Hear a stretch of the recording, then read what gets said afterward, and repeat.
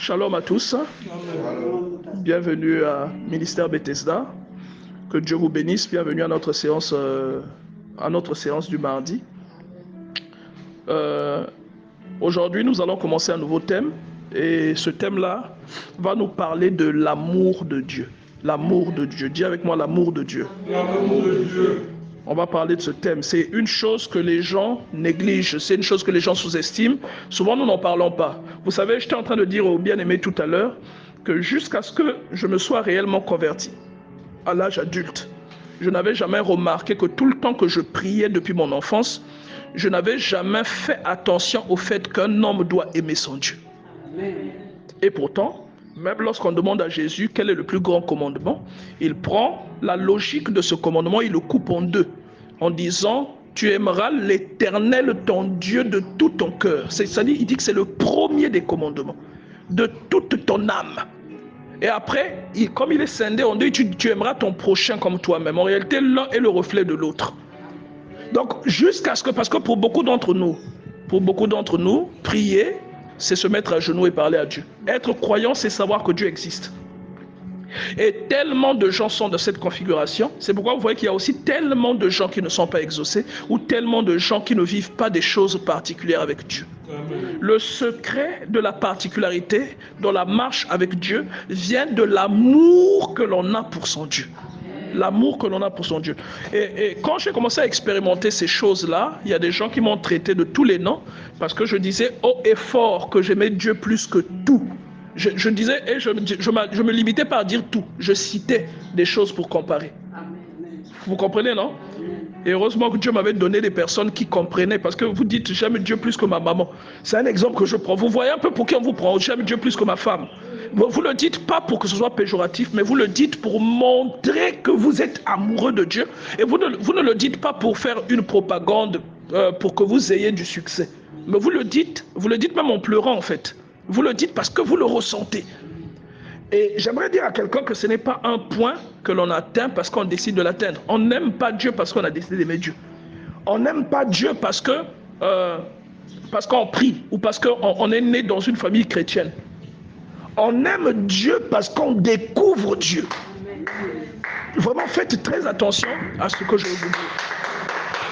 On aime Dieu parce qu'on découvre Dieu.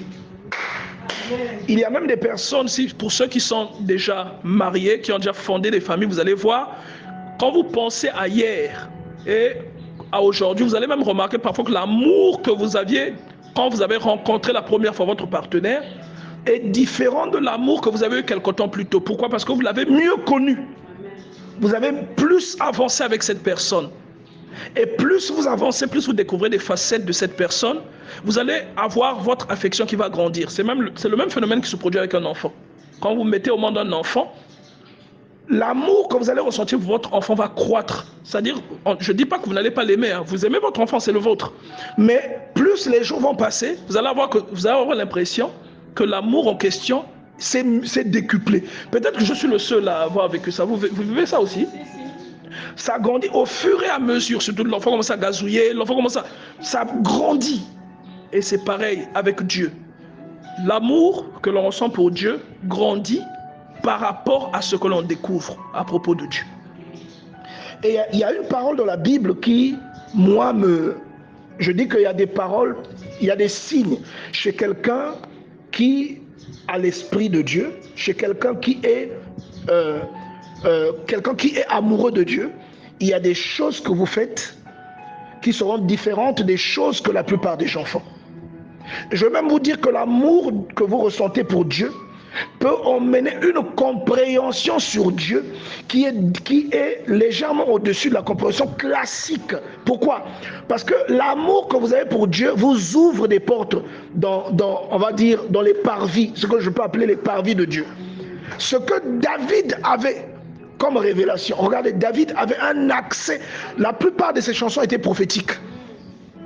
Vous voyez ça? La plupart, il y a des choses qu'il dit. Vous savez que David a parlé de Jésus-Christ.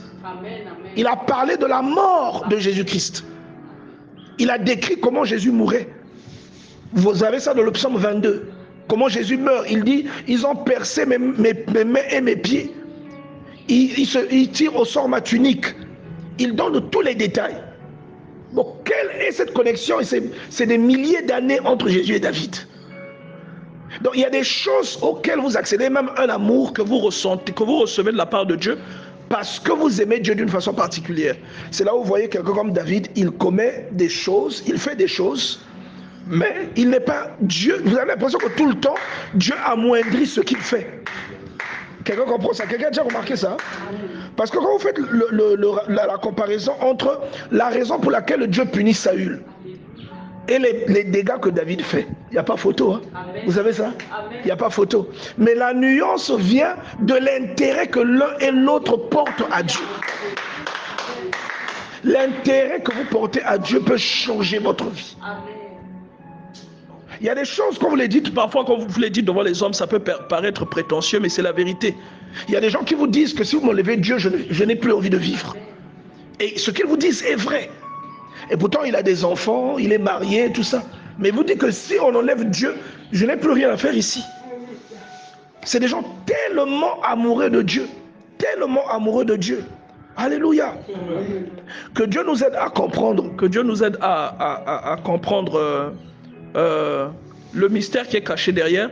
Quand vous lisez par exemple le psaume 90, on va ouvrir nos Bibles dans le livre des psaumes, au chapitre 90, à partir du premier verset. On va lire ce que Moïse dit de Dieu. La Bible déclare au verset 1, prière de Moïse, homme de Dieu. Et Moïse maintenant parle. Il dit, Seigneur, tu as été pour nous un refuge de génération en génération. Vous savez, je fais une parenthèse pour que vous compreniez pourquoi je lis ce psaume.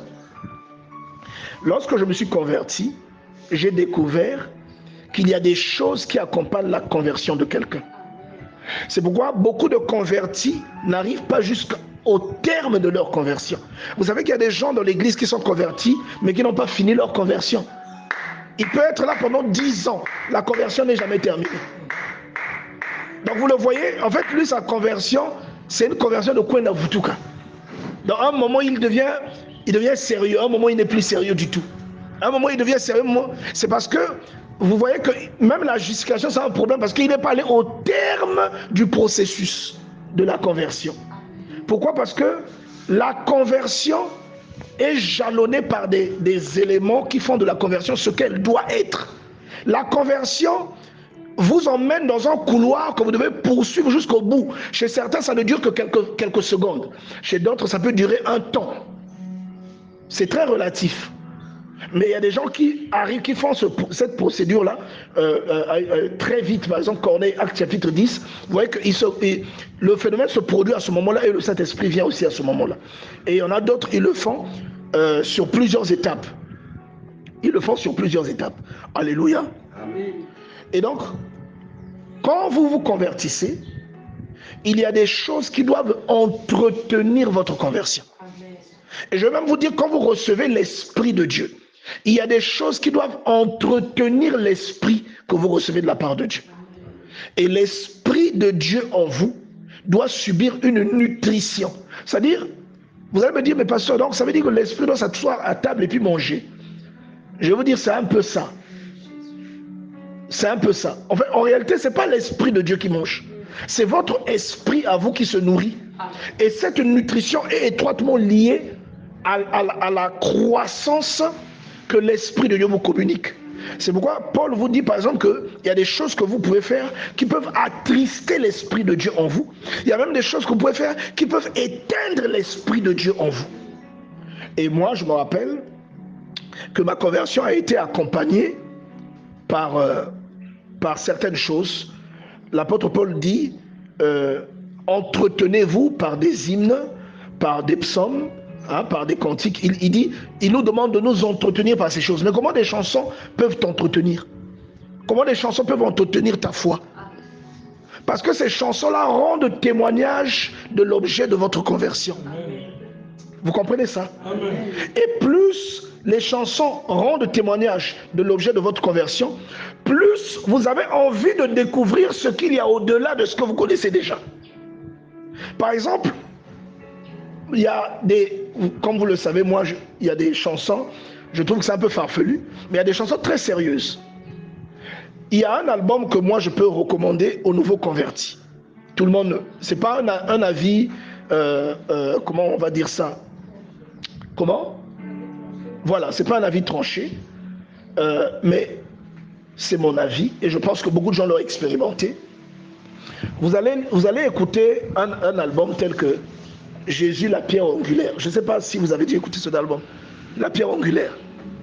Dans l'album de la pierre angulaire, de la première chanson jusqu'à la dernière chanson, ce sont des prédications, en réalité, qui contribuent à vous donner une direction et à vous affermir.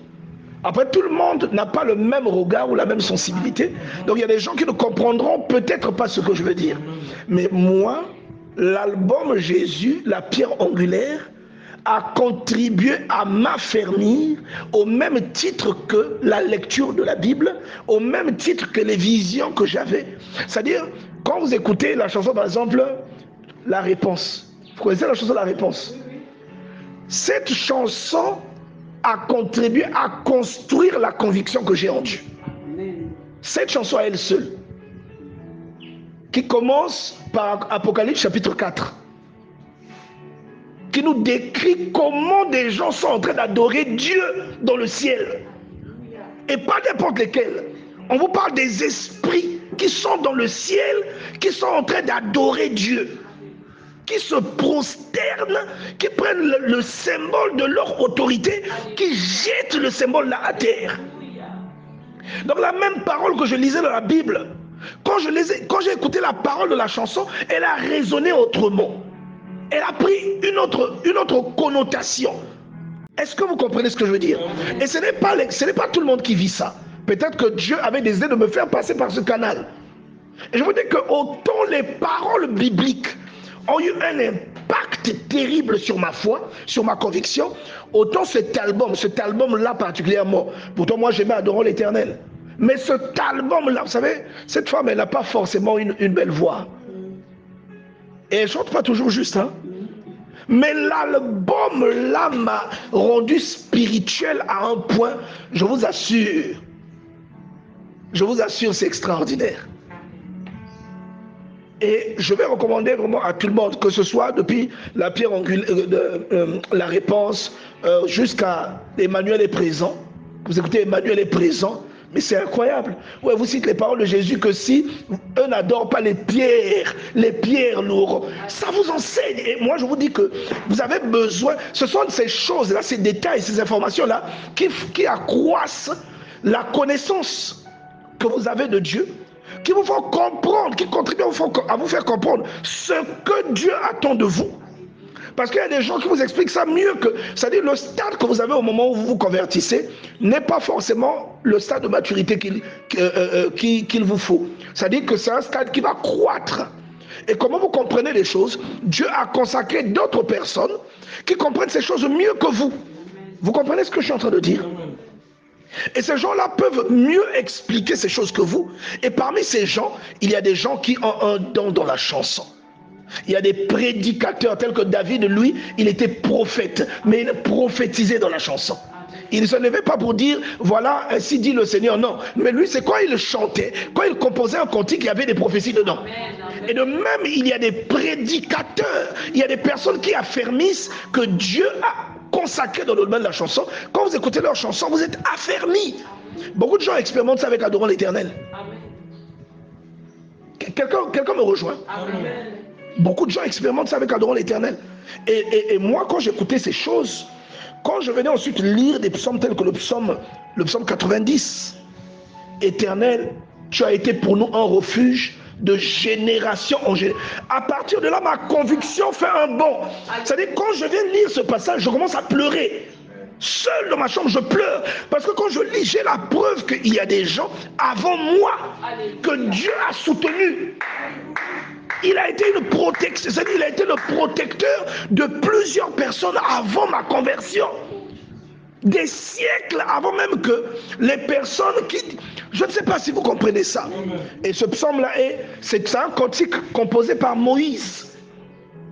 Quand on vous dit déjà prière de Moïse, on précise homme de Dieu. Donc tu comprends qu'avant toi, il y a des gens qui ont marché avec Dieu, qui ont expérimenté Dieu, qui ont compris des choses à propos de lui, qui l'ont aimé et qui ont fait route avec lui. Et Dieu les a assistés. Et ces choses font grandir votre conviction. Donc moi, quand je lis « La foi vient de ce que l'on entend », je comprends profondément ce que ça veut dire. Profondément. Parce que moi, ma foi est basée sur ce que j'ai entendu et sur ce que j'ai appris de Dieu. Parce qu'il y a des choses que j'ai entendues qui m'ont fait découvrir d'autres choses. Il dit, tu as été pour nous un refuge de génération en génération. Et il s'arrête pas, il dit, avant que les montagnes fussent nées et que tu eusses créé le ciel et la terre. Donc moi, quand j'arrive là, je pleure. Je mets la Bible à côté, je pleure. Je ne pleure pas par tristesse. Mais je crois que c'est la révélation de ce que je comprends derrière ce texte qui me fait pleurer. Je vous jure, quand vous vivez ça, que vous sortez de votre chambre, vous n'êtes plus la même personne. Et je vous dis que vous n'allez plus craindre Dieu de la même manière. Votre crainte de Dieu va augmenter. Amen. Pourquoi? Parce que vous avez compris quelque chose. Et l'amour et la dévotion que vous aurez pour Dieu ne sera plus la même. Ça ne sera plus la même. Et je vous dis la vérité. Même un polygame qui a plusieurs femmes va considérer différemment la femme qui a de l'amour pour lui que la femme qui est là parce qu'il a de l'argent. Vous comprenez ça? Beaucoup de gens vont à Dieu parce que Dieu est Dieu. Mais le résultat qu'ils ont est différent de ceux qui vont à Dieu parce qu'ils sont amoureux de Dieu. C'est pourquoi dans Jean chapitre 4, la Bible nous parle au verset 24 du fait que Dieu est esprit. Amen. Et que ceux qui l'adorent doivent l'adorer en esprit. C'est quoi adorer en esprit? Beaucoup de gens croient que c'est parler en langue. C'est quoi adorer en esprit? C'est comme une fréquence. Vous voyez, lorsque vous voulez suivre une radio, vous conduisez votre voiture, vous voulez suivre une radio par exemple pour écouter les cantiques, vous devez faire une recherche, manuelle ou automatique. Et la radio a une option qui va balayer les fréquences jusqu'à atteindre la fréquence que vous recherchez. Donc c'est adorer Dieu en esprit, c'est comme se mettre dans une disposition qui vous permet de comprendre comment Dieu souhaite être adoré. Qui vous permet de comprendre pleinement, au-delà de tout ce que l'être humain a associé à l'adoration. Parce que pour beaucoup de gens, l'adoration, c'est une chanson douce. Ce qui est complètement faux. Ce qui est complètement faux. Lorsqu'on parle d'adoration même dans le ciel, dans Apocalypse chapitre 4, on ne parle pas de chansons. Est-ce que quelqu'un comprend ça? On parle de phrases qui sont dites et d'actes qui sont posés. On dit qu'ils ont pris leur couronne, ils se sont agenouillés, ils ont pris leur couronne, ils se sont prosternés, ils ont jeté leur couronne et ils ont parlé à Dieu. Ils ont dit à Dieu des phrases qu'ils ne peuvent pas dire à un être. Ils ne peuvent pas dire ça à quelqu'un d'autre que Dieu. Quand vous écoutez les phrases qu'ils disent là, tu es digne, notre Seigneur, de recevoir la gloire et l'honneur et la puissance, car tu as créé toutes choses et c'est par ta volonté qu'elles existent et qu'elles ont été créées. C'est des phrases, on ne peut pas dire ça à quelqu'un d'autre. Amen. On ne peut pas dire ces phrases à quelqu'un d'autre. Donc l'adoration au fond, c'est même le fait de donner à Dieu une chose que vous ne pouvez pas donner à quelqu'un d'autre. Et la plupart du temps, la chose là n'est pas ailleurs qu'en vous-même. La chose là n'est pas ailleurs qu'en vous-même. Même si elle passe par un artefact, elle passe par un objet, par un élément. L'élément là n'est que le témoin de ce qui est en vous, qui va à Dieu. Est-ce que vous comprenez ça? Même quelqu'un qui donne de l'argent pour honorer. Regardez, quand vous lisez dans le livre des Chroniques ou même dans le deuxième livre de Samuel, après que David ait fait le dénombrement et que Dieu lui ait demandé de choisir une punition et que finalement Dieu ait frappé le peuple d'une plaie. Lorsque la plaie là commence, David reçoit de Dieu une instruction à laquelle il doit aller dans l'aire d'Ornan le Jébusien pour offrir un sacrifice. David arrive là-bas, il demande, on a voulu donner la parcelle, David paye la parcelle. Est-ce que vous croyez que c'est l'argent en termes, c'est-à-dire en valeur monétaire, qui a apaisé la plaie, ou c'est la volonté qui a animé David d'acquérir cette parcelle et d'y offrir un holocauste à Dieu? C'est ça qui a apaisé. C'est-à-dire, c'est un sacrifice. C'est comme ça qu'on peut appeler ça. C'est l'adoration, c'est un sacrifice en réalité. Quelqu'un comprend ça? L'adoration. Mais tu ne peux pas bien adorer Dieu si tu n'as pas atteint un niveau d'amour pour lui. Abraham ne pouvait pas offrir Isaac s'il n'avait pas un niveau d'amour et même de confiance pour Dieu tel qu'il l'avait. Quelqu'un d'autre ayant reçu les faveurs de Dieu aurait refusé de sacrifier son fils. Je ne sais pas si vous comprenez là où je suis. Et regardez comment Abraham nomme ce qu'il monte faire avec Isaac sur la montagne. Dans Genèse 22. Il dit à ses serviteurs, restez ici. L'enfant et moi, nous allons monter pour adorer. Est-ce que vous comprenez? C'est un sacrifice. Et vous ne pouvez pas faire un sacrifice de cette ampleur si vous n'avez pas l'amour qu'il faut pour la personne qui va hériter de ce sacrifice-là. Et vous ne pouvez pas aussi avoir cet amour-là si vous n'avez pas connu pleinement cette personne. C'est pourquoi il y a même un degré d'amour entre un homme et une femme qui se développe après que ces derniers se soient connus sexuellement. Vous le savez.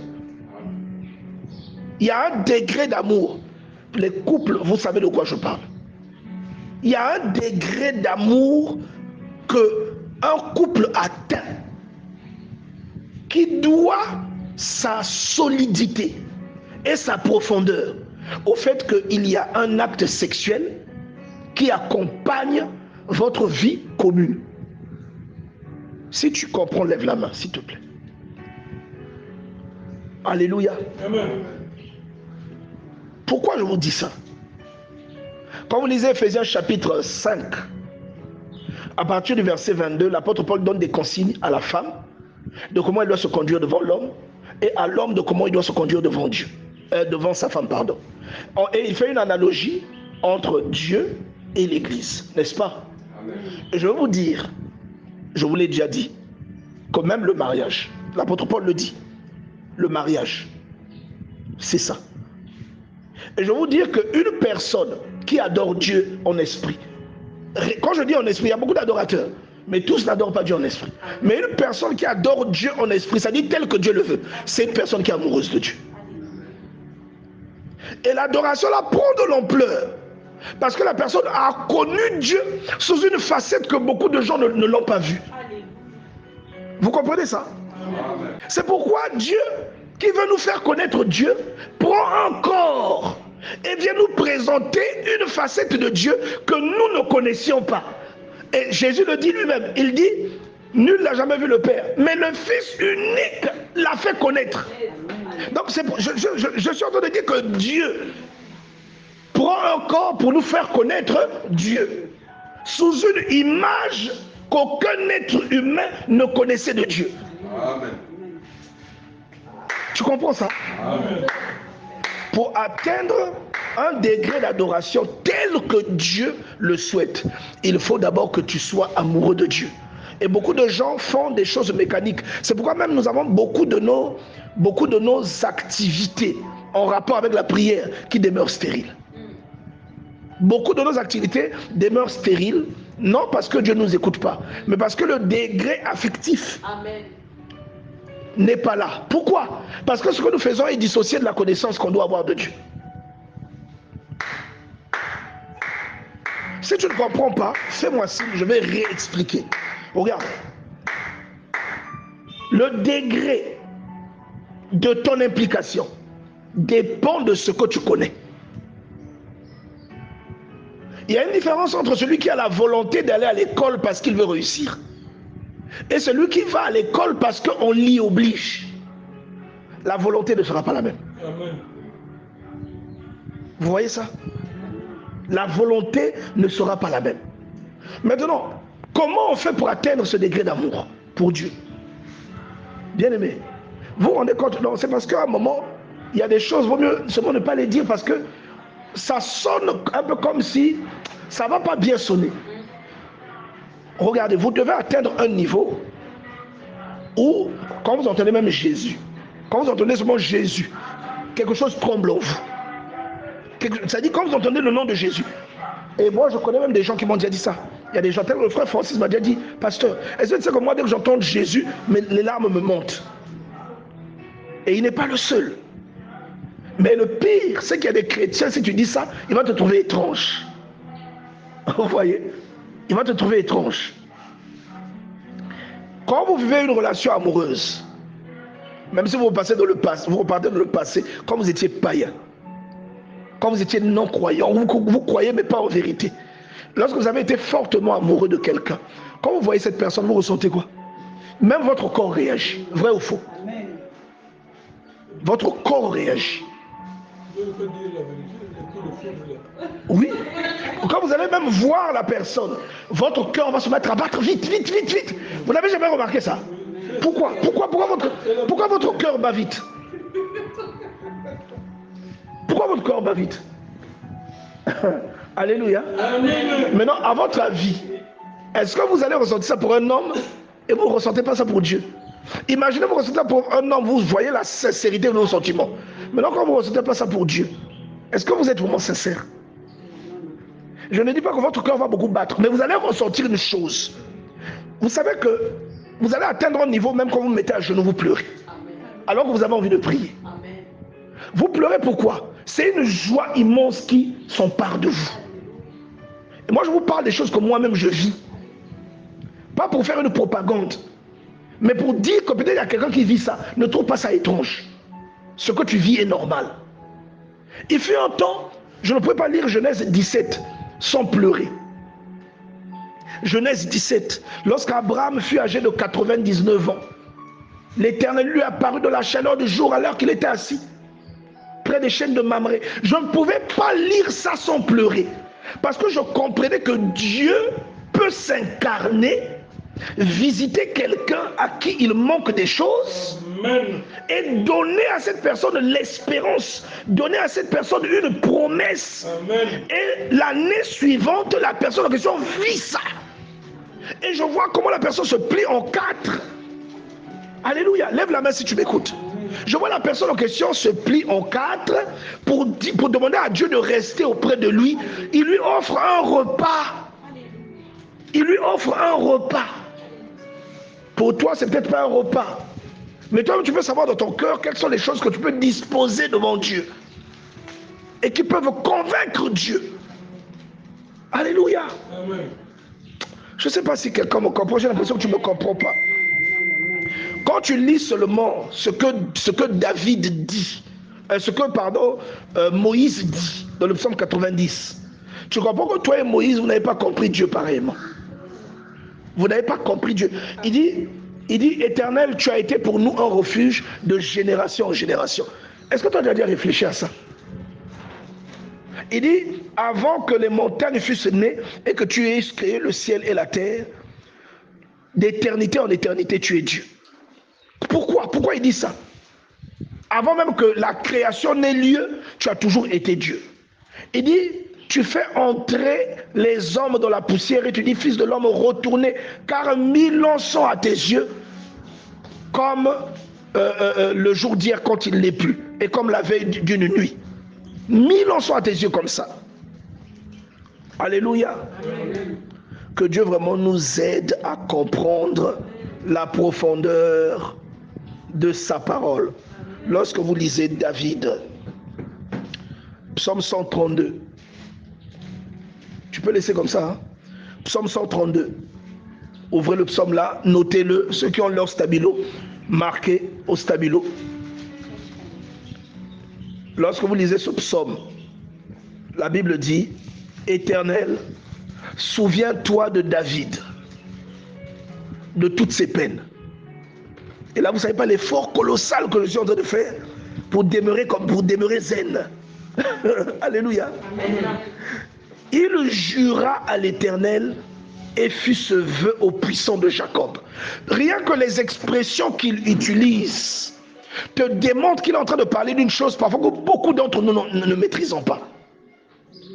Pourquoi il ne dit pas seulement Dieu? Pourquoi il ne dit pas il jura à Dieu? Pourquoi il fait tous ses contours, il appelle Dieu par ses surnoms? Il dit, je n'entrerai pas dans la tente où j'habite, je ne monterai pas sur le lit où je repose, je ne donnerai ni sommeil à mes yeux, ni assoupissement à mes paupières, jusqu'à ce que j'ai trouvé un lieu pour l'Éternel, une demeure pour le puissant de Jacob.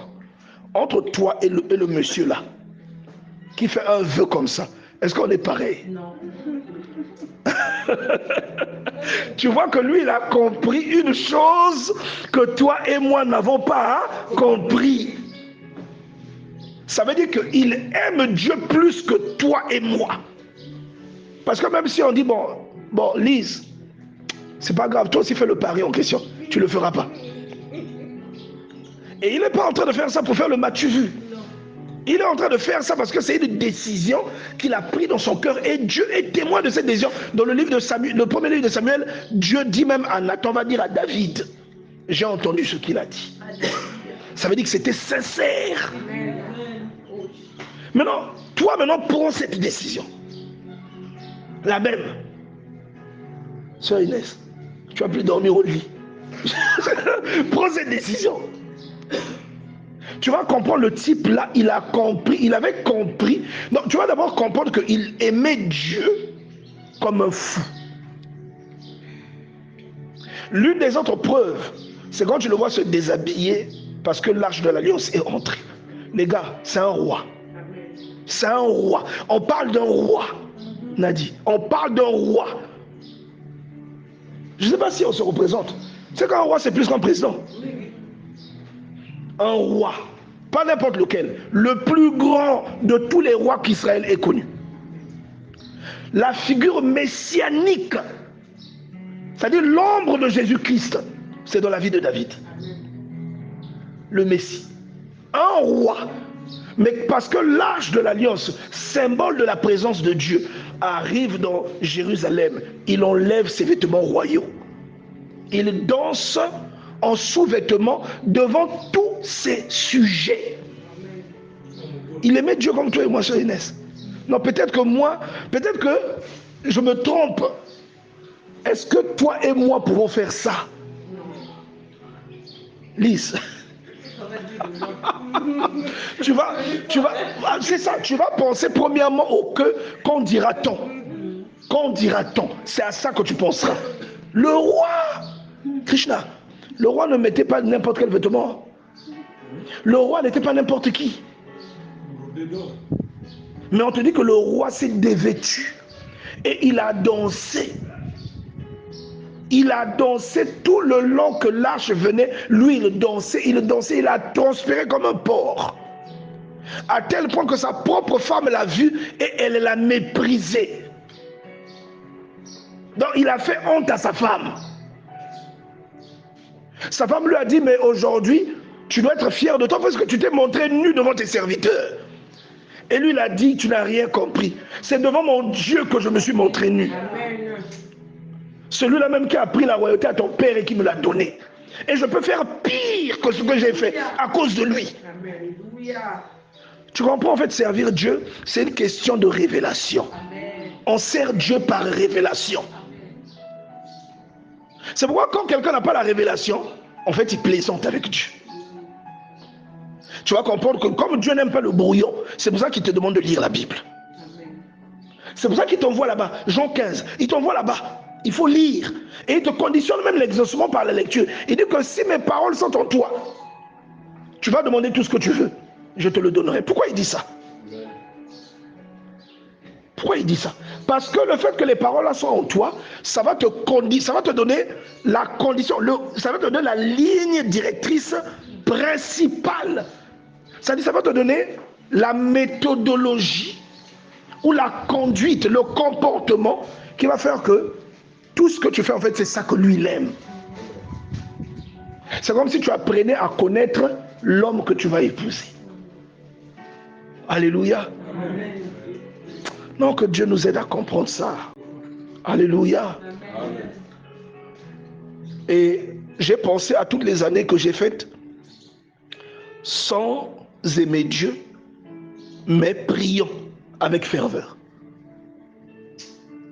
Je ne sais pas si tu as compris. Non, tu ne m'as pas compris. Amen. Amen. Est-ce que tu sais que prier, ce n'est pas aimer Dieu?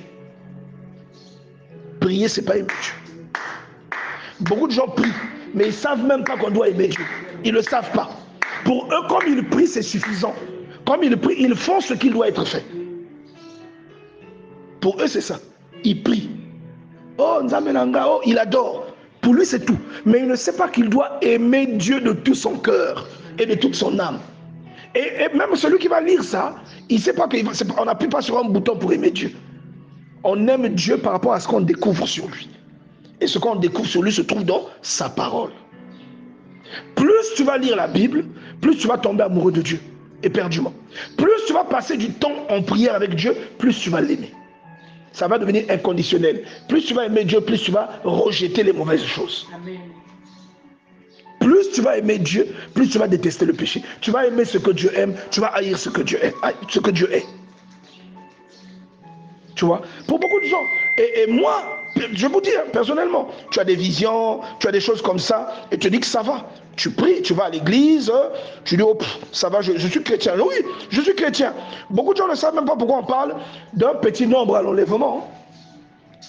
Pourquoi on parle d'un petit nombre? Il y a beaucoup de gens qui prient. Mais pourquoi est-ce que, regardez, l'image même de ça se trouve même dans ce que vous lisez dans le livre des Nombres.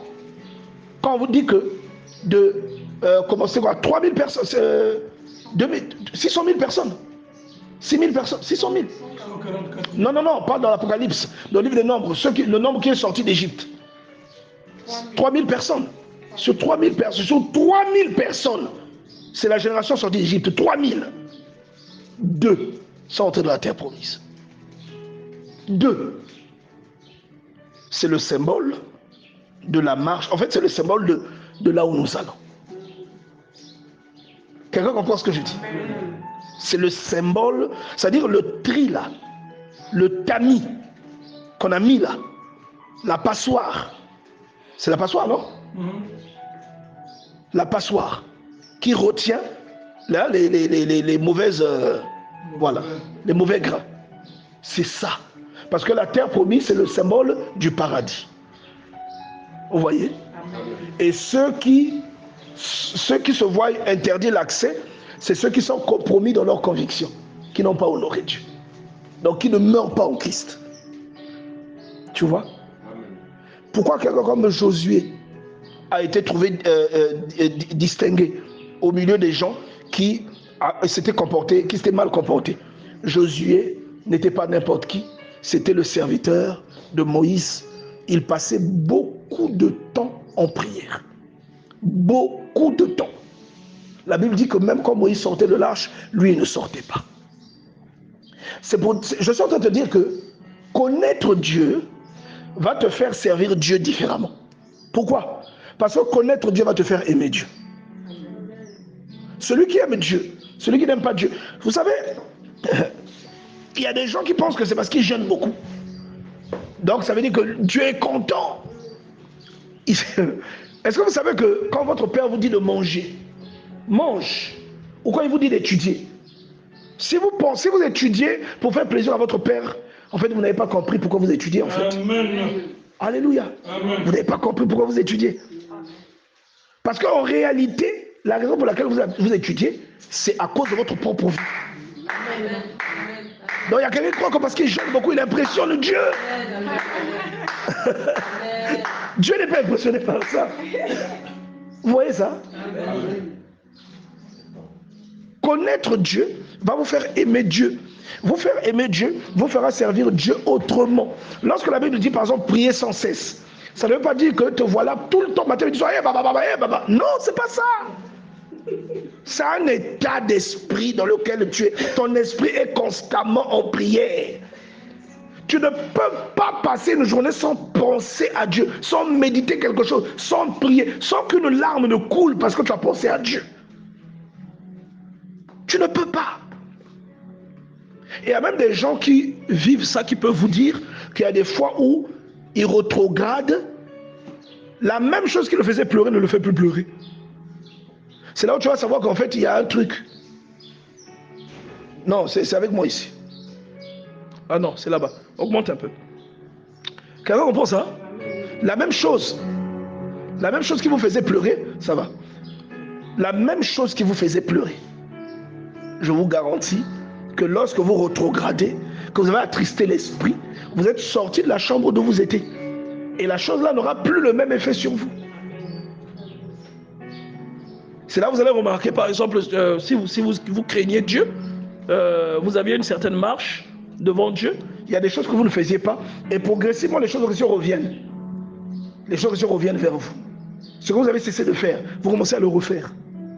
C'est parce qu'en fait, l'exposition à la lumière a baissé. C'est-à-dire que vous avez reculé. Vous n'êtes plus exposé.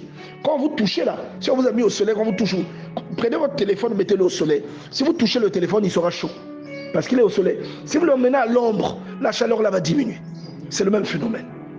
Quand vous êtes tout le temps exposé à Dieu, vous vous comportez différemment. Vous comprenez les choses différemment. Vous faites les choses autrement. Et vous allez comprendre même celui qui prie dans le « Oh Seigneur Jésus, merci !»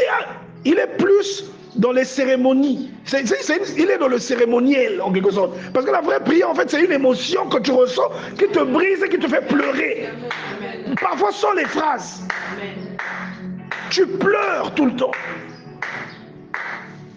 Des fois tu fais le footing, des fois tu fais le sport, hein, tu es en train de marcher et tu pleures. Celui qui te croise, qui fait attention, dit « Oh mais j'ai croisé un monsieur qui pleure ». Il croit que tu as des soucis. Alors tu pleures parce que tu as des écouteurs, soit tu es en train d'écouter un cantique, soit tu es en train d'écouter la Bible. Et tu pleures parce que tu écoutes la Bible. Tu vois ça? Et moi, ça m'envoie maintenant à me poser une question. Pourquoi avant je ne pleurais pas quand je lisais la Bible?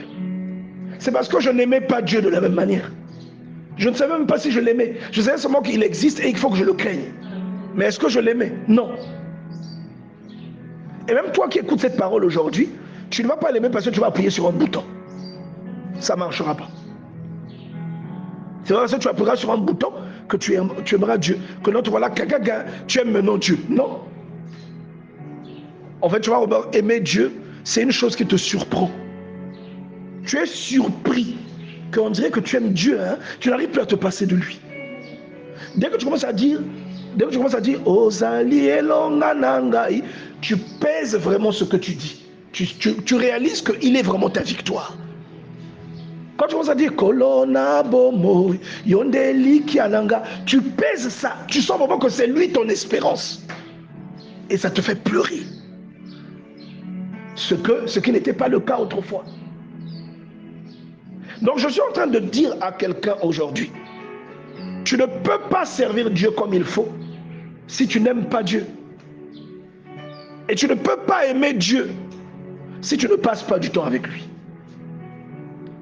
Et nous avons dans l'église beaucoup de chrétiens qui vont à l'église, qui prient beaucoup, mais qui ne passent pas du temps avec Dieu. Vous comprenez ça? Tu vas à l'église, tu pries beaucoup, mais tu ne passes pas du temps avec Dieu. Pourquoi? Parce que toi, les seules fois où tu pries, par exemple, c'est quand tu vas à l'église, ou par exemple avant de manger. Tu pries avant de manger. Tu pries avant de sortir. Mais tu n'as pas ce que moi j'appelle des moments de contemplation. Les moments de contemplation. Tu n'adores pas. Tu vois? Tu n'as pas ça. C'est quoi un moment de contemplation? C'est un moment que tu prends, c'est-à-dire c'est une pause que tu fais pour réaliser ce que Dieu est. Pour réaliser qui il est, combien il est puissant. Amen. Ce qu'il représente, jusqu'où il va. Quelle est son étendue? Après tu dis waouh. Après tu as la chair de poule. Amen. Tu ne fais pas ces choses-là. Tu ne fais pas ces choses-là. Alléluia. C'est cela. Et ça, je vous dis que vous trouvez ça. Vous savez, il y a des paroles. Quand vous les lisez, vous lisez par exemple comment Jésus dit à Lazare de sortir. Pour quelqu'un d'autre, c'est une parole banale. Mais vous allez pleurer quand vous allez lire ça. Comment Jésus a dit à Lazare sort. Et on vous a déjà dit que le type a pourri. Et il est sorti. On va ouvrir nos Bibles. Juge chapitre 4, attends, je repars dans l'Ancien Testament, Juge chapitre 14. Non, on va même aller dans Juge chapitre 15. On va dans Juge chapitre 15. Nous allons lire à partir du verset 11. Non, à partir du verset 10. La Bible dit, bon, lisons à partir du verset 11. Sur quoi 3000 hommes de Juda, après que les Philistins aient dit pourquoi ils avaient campé contre Juda, hein, les Philistins sont descendus, Samson a brûlé leur champ, et les gens de la tribu de Juda ont dit qu'il y a quel problème. Et ils ont dit non, Samson a brûlé nos champs, il faut que vous nous le livrez. Et la Bible dit, sur quoi 3000 hommes de Juda descendirent à la caverne du rocher d'Étam et dirent à Samson, ne sais-tu pas que les Philistins dominent sur nous? Que nous as-tu donc fait? Il répondit, et ça nous allons développer ça beaucoup samedi. Il répondit, je les ai traités comme ils m'ont traité. Ils lui dirent, nous sommes descendus pour te lier et afin de te livrer entre les mains des Philistins. Samson leur dit, jurez-moi que vous ne me tuerez pas. Et là, j'attire même votre attention pour que vous sachiez que Samson, on parle de lui comme quelqu'un de fort, non? Mais là, vous voyez qu'il est effrayé. Il est effrayé, c'est-à-dire qu'il est conscient que les gens là peuvent le tuer. Et vous allez comprendre pourquoi. Chaque miracle de Samson est précédé par la manifestation de l'Esprit de Dieu. Et vous comprenez même que même sa force là a un rapport avec la présence de cet Esprit. Il dit, jurez-moi que vous ne me tuerez pas. Pourquoi là, il ne leur casse pas la gueule? Et vous voyez qu'en lisant cette parole, vous apprenez beaucoup de choses. Et on dit ici, ils lui répondirent, nous voulons seulement te lier et te livrer entre leurs mains. Alors, mais nous ne te ferons pas mourir. Et ils le lièrent avec 2 cordes neuves. 2 cordes neuves. Et là, moi quand je lis souvent cette parole, je pense à tous ceux qui m'ont lié. Je pense parfois, dans les familles, il y a des sorciers aussi. Hein? Donc tu dois penser aux membres de ta famille qui t'ont lié. Quelqu'un qui a eu prononcé une parole sur toi. Motatala. Est-ce que vous comprenez ça? Alléluia. Ah oui, moi j'ai déjà été victime de ça. Moi on m'a déjà dit ça. J'ai pas peur de le dire. Que les gens qui ont dit entendent ou pas. On me l'a déjà dit. Babetitala. Et donc je pense, et quand on te dit ça, tu crois que c'est une phrase. C'est un lien. On t'a ligoté. Tu vois? On te dit, tu crois que moi si je me plains de toi, Ngeke Bonga. Moi on m'a déjà dit ça. On m'a dit des paroles terribles. Vous voyez ça? Et quand on dit que nous allons te lier avec 2 cordes neuves. Et ils le lièrent avec 2 cordes neuves et le firent sortir du rocher. Le rocher, c'est le lieu où tu t'es protégé, où tu étais en communion avec ton Dieu. C'est ton refuge. Et on dit que lorsqu'il arriva à Léchi, les Philistins poussèrent des cris à sa rencontre. Pourquoi les Philistins poussent des cris? Parce qu'il est lié. Ça, c'est vraiment quand l'ennemi voit que ce que tu tentes ne marche pas. Tu vois, parce que leur piège a marché. Mais lorsque c'est pour ça que je vous ai souvent dit, la puissance de votre prière dépend de ce que vous savez que Dieu peut faire pour vous. Amen. La puissance de votre prière, le résultat de votre prière, ce que votre prière peut déclencher, ça dépend de ce que vous savez que Dieu peut faire pour vous et même de la sensation de proximité que vous avez avec Dieu. Si vous sentez que Dieu est là, ou que quand vous allez l'appeler, il va se manifester, ça va tout changer dans votre vie. Amen. Pour vivre ça, vous devez passer du temps avec lui. Amen. Le temps que vous passez développe l'amour. Ça décuple l'amour que vous avez que vous ressentez pour votre Dieu. Et regardez ce qui va se passer ici. On dit ici que lorsqu'il arriva à Léchi, les Philistins poussèrent des cris à sa rencontre. Alors l'Esprit de l'Éternel le saisit. Les cordes qu'il avait au bras devinrent comme du lin brûlé par le feu. Et ses liens tombèrent de ses mains. Et je crois que peut-être que tu n'en es pas conscient, mais c'est une expérience que tu as sûrement déjà vécue. Ou ta conviction, ou quand tu vois l'ennemi t'a mortifié, et toi tu es allé auprès de Dieu, tu as dit, ah Seigneur, regarde ce qu'ils sont en train de dire sur moi. Ce sont les plus puissantes prières que tu as faites dans ta vie. Lorsque tu as eu un sentiment d'injustice, Tu as l'impression qu'on t'a maltraité, tu as l'impression qu'on t'a chiffonné, tu as l'impression que tu n'as plus de valeur, tu as l'impression qu'on t'a ravi ce qui était à toi. Vous vous rappelez la prière de Anne après les mortifications de Péninia? Vous savez ce que ça a déclenché? C'est le même phénomène qui s'est produit ici. C'est le même phénomène. Parce que si tu vois ton ennemi se moquer de toi, là on se moquait de lui. Quand on dit les Phéniciens poussèrent des cris, ils se moquent de lui. Parce qu'il est lié. Parce qu'on le leur livre. L'esprit de l'éternel. Regarde, c'est l'intimité avec Dieu et l'amour que tu as pour lui qui déclenche l'efficacité de ta prière. Parce que tout ce que je t'ai cité, c'est ça qu'on appelle la foi. La foi, c'est ça. La foi, c'est le produit, ou bien c'est ce que produit ce que tu comprends de Dieu. La foi, c'est ça. Tu dis, oh, la foi est une ferme assurance. Oui, ce que je dis ne contredit pas ça. Oh, une démonstration, non, oui. Mais je te dis que la foi, c'est ce que produit ce que tu comprends sur Dieu. Le résultat, la conséquence de ce que tu as compris de Dieu, c'est ça la foi.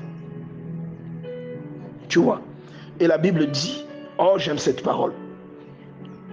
Il dit que ses liens tombèrent de ses mains. Il trouva là une mâchoire d'âne fraîche. Il étendit sa main pour la prendre et il en tua 1000 hommes. Dieu peut accomplir des choses incroyables lorsque tu es proche de lui.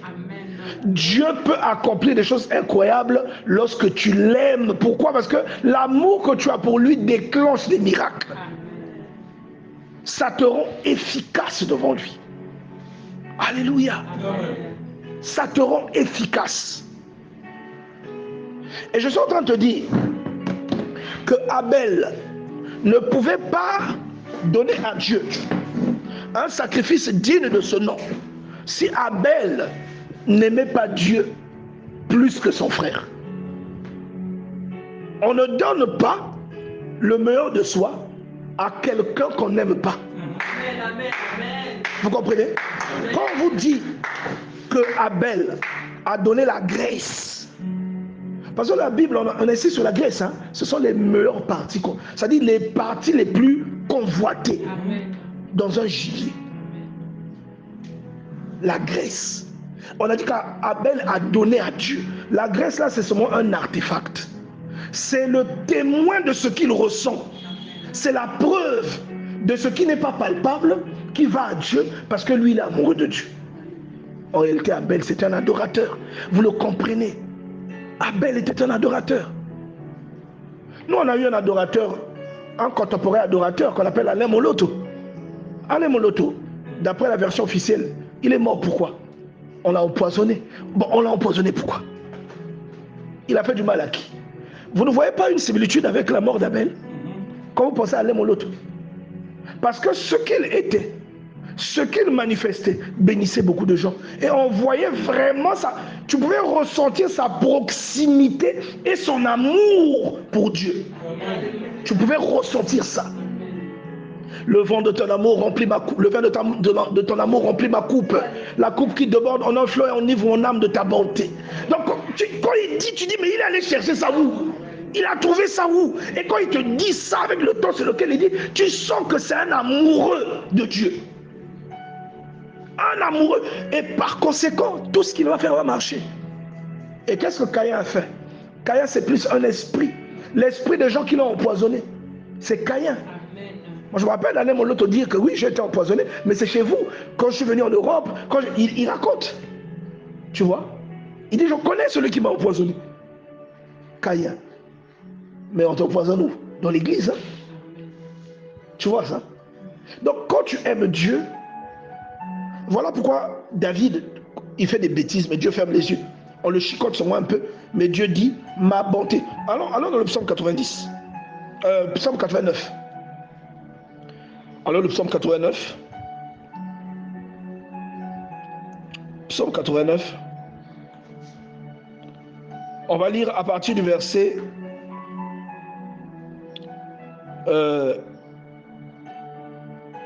j'aime beaucoup cette parole. On va lire à partir du verset 20. La Bible dit, alors tu parlas dans une vision à ton bien-aimé et tu dis, j'ai prêté secours à un héros. Ça, c'est Dieu qui parle à David. Et ça, c'est des psaumes. Moi, quand j'ai envie de faire un raccourci, je lis ça. Je suis connecté dès que je lis ça. Hein? Psaume 89, verset 20. Alors tu parlas dans une vision à ton héros. Ça est là. Psaume 89, verset 20. C'est ça, non? Oui, oui. Alors tu parlas dans une vision à ton héros. Attention, il y a des versets, attention, il y a des versets qui varient selon les versions. Tu as quelle version là-bas? Tu as quelle version? C'est pas lui second. Il y a des versets qui changent selon les versions parfois. Alors, là où c'était verset 20, ça devient 21 ou 19 donc. Alors tu parlas dans une vision à ton bien-aimé et tu dis, j'ai prêté secours à un héros. J'ai élevé du milieu du peuple un jeune homme. J'ai trouvé David, mon serviteur. Je l'ai oint de mon huile sainte. Ma main le soutiendra. Mon bras le fortifiera. Alléluia. Amen. Et il dit, l'ennemi ne le surprendra pas et le méchant ne l'opprimera pas. Amen. J'écraserai devant lui ses adversaires et je frapperai ceux qui le haïssent. Amen. Tu vois la fidélité de Dieu. Pourquoi seulement David? Il n'était pas comme tout le monde. Il n'aimait pas Dieu comme toi tu l'aimes. C'est-à-dire c'est à un niveau peut-être que nous on est encore en train de courir pour atteindre ce niveau-là. C'est pourquoi il a un destin fabuleux. Et c'est pourquoi même Dieu permet qu'il soit dépeint avec toutes ses erreurs, avec toutes ses faiblesses. Que tu vois que ce n'est qu'un être humain qui commet l'adultère. Mais Dieu l'aime comme un fou. Pourquoi? Il est amoureux de Dieu. Et il y a une prédication dans laquelle j'expliquais que de voir quand Dieu regardait autour de la terre, quand il cherchait quelqu'un qui l'aime, quand il voyait David, il voyait personne d'autre. Qu'il l'aimait au même point, au même niveau que David. Amen. Tu vois ça? Et il dit, ma fidélité et ma bonté seront avec lui, et sa force s'élèvera par mon nom. Je mettrai sa main sur la mer et sa droite sur les fleuves. Lui, il m'invoquera, tu es mon Père, mon Dieu est le rocher de mon salut. Et moi, je ferai de lui le premier-né, le plus élevé de tous les rois de la terre. Et il dit, je lui conserverai toujours ma bonté et mon alliance lui sera fidèle. Je rendrai sa postérité éternelle et son trône comme les jours des cieux. Si ses fils m'abandonnent et ne marchent pas selon mes ordonnances, s'ils violent mes préceptes et n'observent pas mes commandements, je punirai de la verge leurs transgressions et par des coups leurs iniquités. Mais je ne lui retirerai point ma bonté et je ne trahirai pas ma fidélité. Donc vous voyez David, quelque chose qu'il a fait. Dieu est demeuré fidèle. Il a causaqué plus que Saül. Hein? Il a fait des dégâts plus que Saül. Vous voyez ça? Nulle part il n'est rapporté que Saül a tué un homme à cause de sa femme. Alléluia. Amen. Que Dieu nous aide à comprendre de quoi il est question ici. Est-ce que tu peux acclamer le Seigneur?